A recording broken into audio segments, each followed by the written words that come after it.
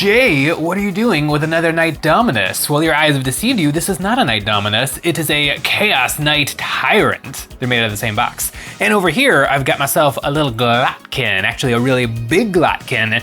And I'm thinking if I combine these two kits, I will have one of the greatest Plague Knights the world has ever seen. And I'm gonna do it in 24 hours.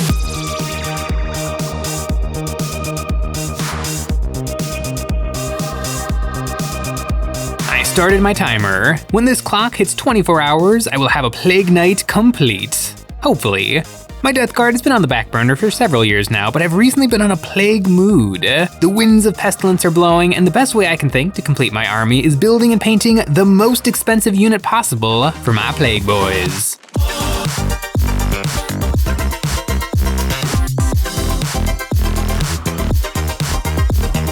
I have been crushing it with my 24-hour night challenges, except for that first one. I managed to get them all done in time.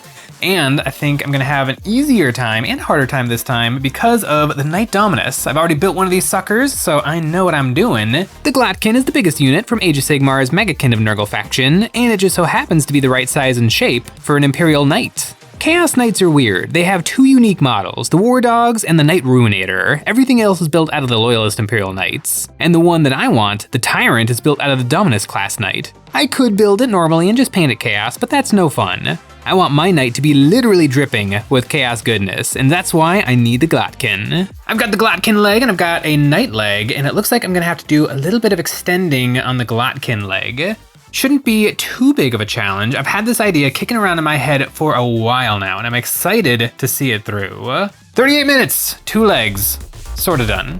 I started clipping out more Glot. His body is made up of a number of flattish panels that come together to make up his big old Nurgle belly. I'm assembling everything with super glue for speed, and the parts are huge. There is plenty of structure for the glue to stick to, even if my bonds won't be quite as strong as plastic glue. Looking at the leg on the torso, I can see how far I need to cut his leg. I grabbed my jewelry saw and started hacking right above his knee. After I was through, I thought about sculpting out his leg, but actually having a Knight leg inside would make more sense. My Knight Tyrant is a Nurglified Knight, so he's just a robot with some blubber around it. I cut up a Knight knee and it fit like a glove, slipping right inside the Glotkin leg, and to attach this, I was planning on using tinfoil, but it turns out I don't have any in my house, so instead I grabbed some foam. I always hold on to the foam I get from packaging, usually for sponging, but I think it'll work for this as well. After shoving it into place, I soaked it in super glue to attach it to the walls of his leg. Then I squished the knee into the foam, and after a few seconds, it seemed like it was holding fine. I did the same thing with the rest of the leg, shoving more foam and plenty more glue, and this somewhat precarious system was working out. The Glotkin leg can fit the Chaos Knight armor, which is amazing. And now for the foot. I need to lengthen his ankle as well, and for this, I'm thinking the stick from my hot glue stick will do the job. I cut off as much as I think I'll need, and I loaded up his ankle with hot glue and shoved in my spacer. After that, I filled in his under hoof with more hot glue, and I thickened up his ankle so it matches the diameter of his leg. I dripped in more hot glue into his knee, and this quick and dirty kit bashing is working out. Now to continue building out my disgusting boy. His body is just a big plastic box. For his legs, I'm gonna dip back into my Knight sprues. The more I can use of both kits, the more interesting he'll be.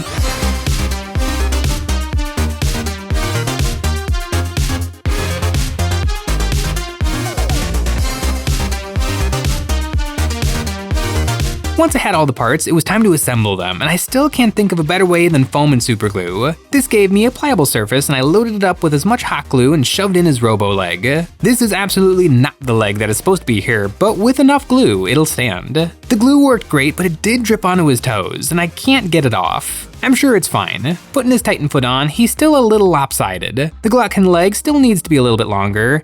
Maybe 1 foot longer. I glued the other Knight foot right to the bottom of his hoof-like shoe. I used the hot tip of my glue gun to remelt the glue and I stuck it on. I put together the rest of his robo leg, attaching the armor, and I'm pretty sure Papa Nurgle has blessed me with how well these parts fit. With a little editing, I was able to get the thigh armor to fit under his fat rolls, and for the front armor, I used my jewelry saw to hack it apart. Maybe as his leg has become swollen, it burst the armor apart. I mixed up some green stuff and used this to attach the Knight armor to the Glotkin leg. Look at this! That is a Glotkin with the legs of an Imperial Knight. It's a little rough right now. I see a lot of sculpting in my future, but now, oh, he's coming along.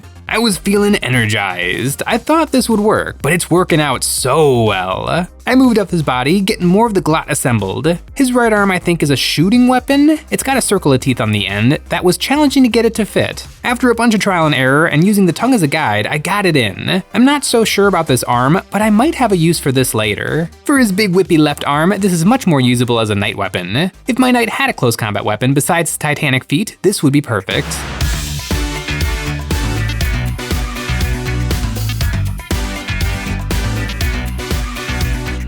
I trimmed up the top of the Glotkin so I could have it sticking out of the back, and then I managed to shove it into place. And I got all those extra horns to fit with some more paper towel and super glue. This guy is pretty horny, with a bouquet on top and a bunch sticking out of his back too. He's really coming together. Now it's time for his head, and I could go with the knight head, that would look fine, but I'm thinking of using this toothy mouth instead. I cut off his arm, trimmed up the cowling, and then stuck down this disgusting head. It's perfect. 3 hours and 40 minutes? Made some pretty good progress. Everything I do is leading to like creating problems that I'm gonna have to deal with later, but later is still later. Right now, it's time for some guns. The reason I want a Knight Tyrant is it's the knight with the most guns. And those guns are twin Desecrator Cannons, Geist Strike Missile Launchers, twin Demon's Breath Melt-A-Guns, the Brimstone Volcano Lance, and the enigmatic Ectoplasma Decimator. If you want to do some shooting, the Knight Tyrant can provide.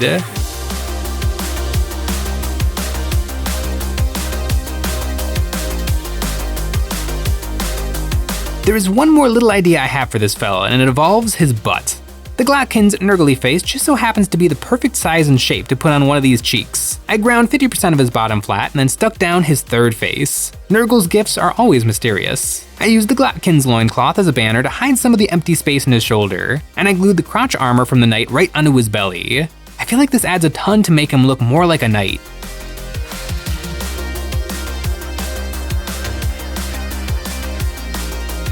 This worked out so good, like weirdly good. Like, why does it look this good? I've gone on record as saying I'm not a big fan of the Knight Dominus. The big giant shooting knight is not my favorite knight, but I do want the shooting knight in my army. And now that I have completely covered it in Nurgle, like it's looking like model of a lifetime. This thing is wicked from the tentacles to the butt face. This is like perfection. He has got a lot of gaps that need filling, and the only way to fill that I can think of is Milliput.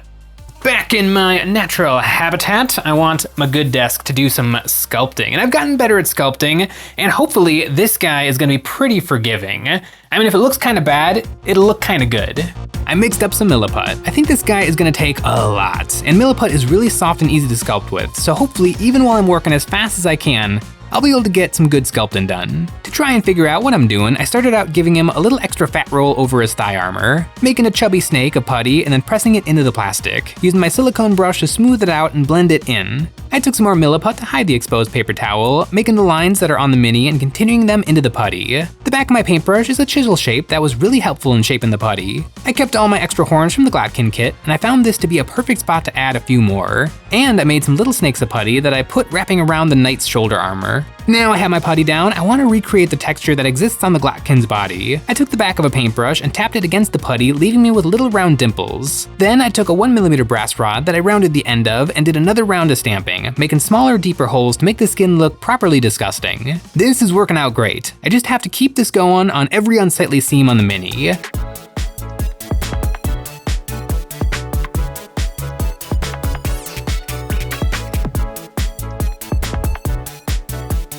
Chaos Knights are not something that you'll find in the Death Guard Codex. They're a separate faction that's meant to be allied in. There's two big reasons why I want a Chaos Knight in my army. Number one, the thing is 410 points by itself, so an entire quarter of my army done in one go. And number two, I like all of my different 40k factions to have a very unique play experience from one another. I got my Black Templars, I got my Necrons, but for the Death Guard, I think the biggest Stompy Knight is gonna add a lot of interest when it comes to the tabletop. I've still got plenty of time left, so I'm gonna continue to fix this sucker up. Now, one of the last problems to deal with is this foot. I like what's happening, but it doesn't look all that convincing. I ripped off the bottom piece of armor to give myself some more room. Then I made up a lot of milliput. I still have one Glotkin foot, and I think I can use this. I cut off the hooves. Then I stuck down big old blobs of milliput stuck between the nails. I've shoved one more milliput using my fingers to smooth it out, and then came in with the back of my paintbrush and I carved in some trenches to make it look like fat rolls coming down over his toes. I put more blobs down and then used my finger to squish them downwards, like it's more heavy blubber getting pulled towards the ground. Once I liked the shape, I gave it the same dimpling, little holes, and a few nice boils here and there. Before I put the armor back on, I did a little weathering, making the saw cuts more jagged and using a chisel tool to carve some scratches into the face of the armor. The last little idea I had was to use this tentacle to give his butt face a little tongue. Super cute. There's a million more little things I would like to do this night just to get him that much more perfect. But I'm on the wrong side of 12 hours. I got this idea in my head, 12 hours for the build, 12 hours for the paint job, and I didn't even have the base done yet. So I think I can stop now, and a lot of the little things that I would like to see cleaned up, I think once it's painted, those things are not gonna bother me anymore. I think it is time to move on. I like to keep my Death Guard bases nice and simple. I don't want them to take away from my extravagant paint job that I'm gonna have to do in just a little bit on this guy, but that's okay. Future J is better at that kind of stuff. Right now, I have to do the base.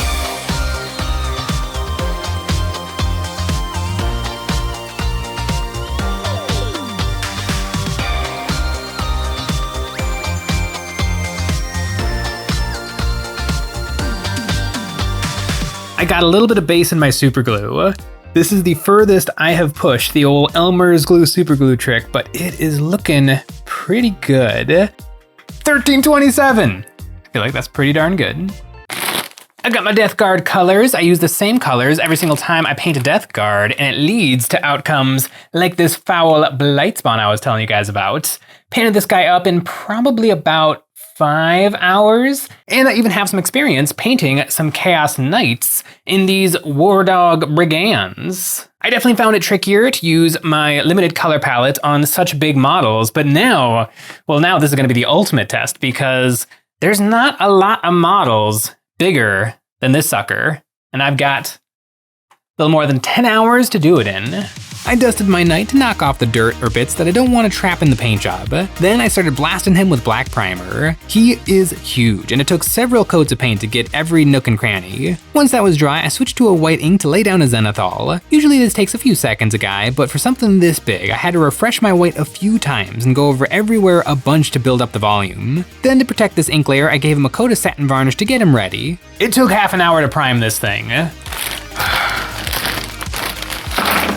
First brush load of paint. I started out with his elephant foot, putting pink down on his puffy flesh and then mixing a brown and glazing this into the cracks. My Death Guard recipe is a very limited palette, so glazing and mixing is a big part of the process. I kept on glazing more of my colors onto his foot to darken it, more blue, more green to get it nice and dark, and then I came back in with more pink to brighten up the edges. I glazed on some yellow to make the color more gross, and I picked out all the little boils with some rusty color and then a few coats of yellow to brighten.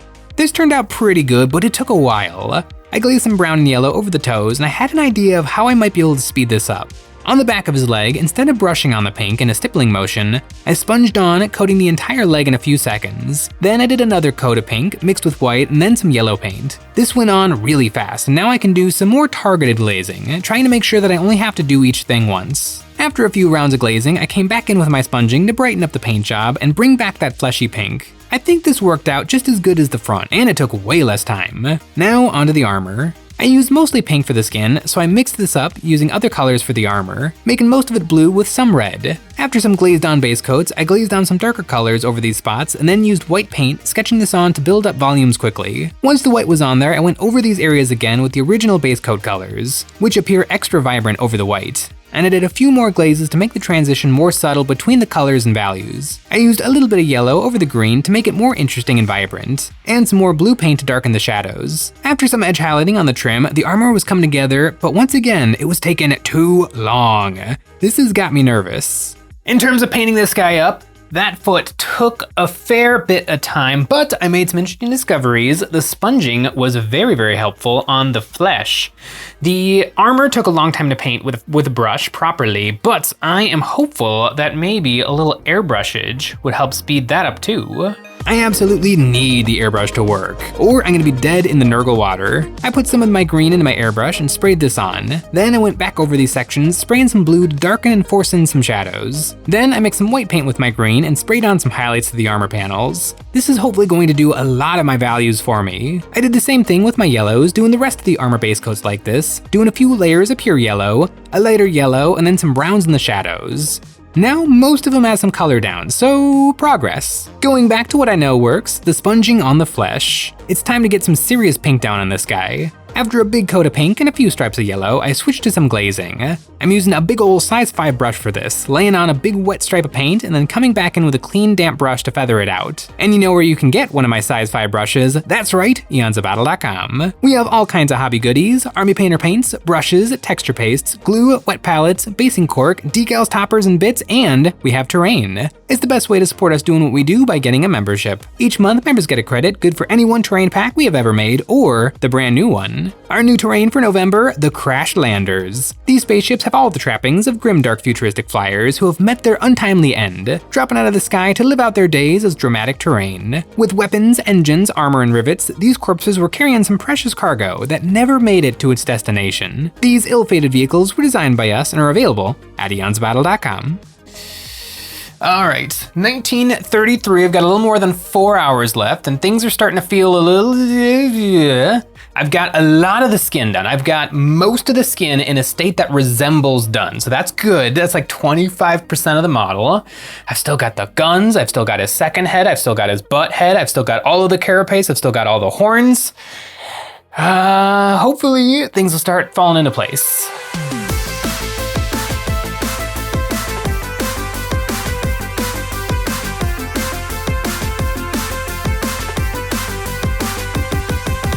I've got the armor looking okay, and I think my next move is going to be to get some paint down on the base. I don't think the base is gonna be a big deal. It'll probably take like 10 minutes, but it'll be 10 minutes that needs a lot of dry time. Put on a wash, let it dry. Put on another wash, let it dry. And so I think working on the base in tandem with the big boy is gonna let me get those guns done and hopefully a little bit of paint on the horns. There's also missiles. I haven't seen those in a bit and I'm gonna have to find them. I primed the base in black, really hosing it down to get it to soak into the cork. Then I base coated it with a dark brown, spraying on some yellow from an angle so that it catches on all the texture on the base. Then I mix my white and yellow together to make a tan and I dry brush this over the base to catch on the raised portions. Now for a wash. I mix some black, green, and flow together and slobber this all over the base with plenty of water to thin it out. This is really wet and it'll take some time to dry, so back to my Titan. On the guns, I made up a watery gray that I put all over the weapons. And then when that dried, I glazed some more black wash into them to make them darker in the recesses. Then I gave them a dry brushing of light gray to build up as much contrast as I possibly could. Now my guns are done in grayscale, I want to tint them a little. I used some of my rusty brown to tint the metal, giving it a different complexion from the pink skin or the colorful armor. And I used some layers of light gray paint to lay on some highlights, doing some scratchy edge highlighting and glazing on the raised parts of the cannon barrel. To make my blaster more interesting, I mixed some yellow into my rusty red to make a different rust color that I dripped into all the cracks. On all the weapons, this makes their details more readable while keeping the guns very dark. Now onto the plasma coils, and I don't have a lot of colors to work with using my limited palette, so I hit these with my green mixed with some white, doing a few highlights to lighter blue until the coils were looking bright and glowy. The plasma gun got a little something, so I want to make the cannon pop too. I cleaned up the tentacles, base coating these with pink, and I picked out every pustule with yellow and then a reflective dot of white. I really love how the blisters on the arm match the gun. It's like it was all meant to be smashed together. I've got the majority of his guns done. The missiles are here and they've got a little bit of paint on them. Everything has got a little bit of paint on it. There are so many things. With my Death Guard scheme, I can just keep painting smaller and smaller and smaller and smaller. And I feel like I would like to spend another 10 hours on this guy, but I don't have 10 hours. I have one-ish. Painting like this is wild. I slobbered brown all over the horns, covering up the last of my original Zenithal Prime. And this back leg never got any attention yet, so I quickly laid down some color, pushing the paint around to work some contrast in quickly. On the horns, the instant one layer of paint dried, I hit them with another and another, going from brown to red to green, letting these colors all lay on top of one another to darken them. One thing I need to carve out some time for is the second head, hanging uselessly from his neck. I painted this the same as his knee, the green on the armor, yellow for the trim, and gray on his head, peeking out from underneath. After a little dry brushing on the horns, they were starting to look like something, and I kept finding other forgotten details like the Nurgle cape hanging down. Everything needs to get some paint. His robo-leg got a quick and dirty black wash, and his butt tongue got hit with some green and blue. All right, 20 minutes left, just about. I've got paint on every single bit of this sucker. Is it done? Well, there's paint on there. I've come really, really close. I've got to get this sucker onto a base so that he's at least based when the clock runs out.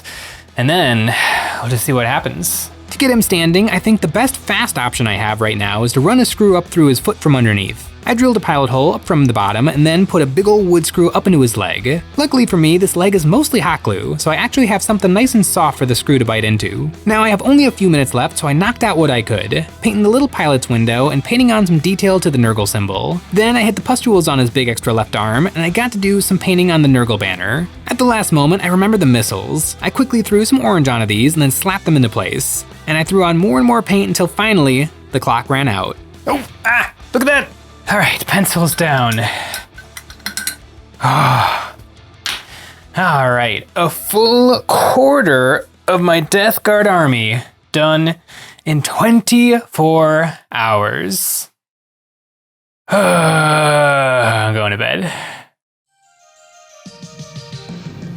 It's a new day, and I can look upon my abomination with new eyes. Eyes that are no longer in the middle of painting as fast as I possibly can.